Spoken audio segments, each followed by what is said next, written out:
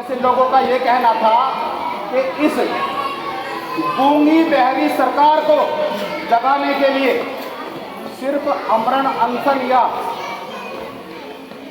समानता शांति के रास्ते पर चलकर के स्वतंत्रता नहीं दी जा सकती।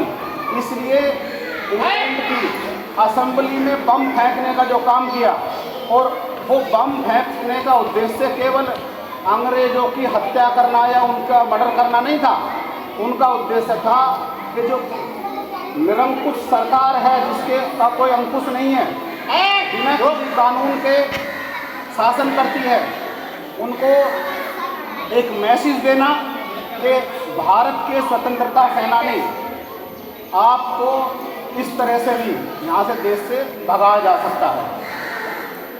अंग्रेजों ने जो अपने नियम बनाए, भारत का संविधान 26 जनवरी 1950 को लागू हुआ, और उस संविधान में 2 वर्ष 11 माह 18 दिन का समय लगा, और संविधान के बनने में लगभग, सुनो बेटा ध्यान से सुनो,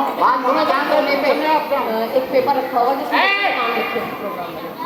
भारत के संविधान को 2 वर्ष 11 माह 18 दिन में बनकर तैयार हुआ था, और इस संविधान के बनने में 63,96,729 रुपये का खर्चा आया था। इस साइड जो ये भारत का संविधान लिखा गया, भारत के नागरिकों को स्वतंत्रता में सांस लेने के लिए, अपना शासन अपने तरीके से चलाने के लिए किया गया। भारत 15 अगस्त 1947 को आज़ाद तो हो गया था, लेकिन शासन अंग्रेजों का ही चल रहा था। जो 1935 का भारतीय शासन अधिनियम, वो अंग्रेजों का अधिनियम था। उस अधिनियम में के तहत भारत का पूरी शासन व्यवस्था चल रही थी।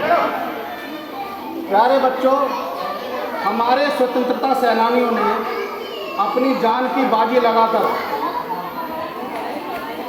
अपना बलिदान देकर, अपनी भारत माता की रक्षा के लिए अपने प्राणों की आहुति दी है, अपनी प्राणों की आहुति दी है। और इस आहुति को आप आज के जो युवा हैं, नौजवान बच्चे हैं, बच्चे सबसे ज़्यादा प्रेरित होते हैं अपने शिक्षक से। तो मेरा आपसे सिर्फ इतना कहना है कि आप शिक्षा का अधिकार, जो एक मौलिक अधिकार है, उसको समझिए। मौलिक अधिकार के साथ साथ मौलिक कर्तव्य भी दिए गए।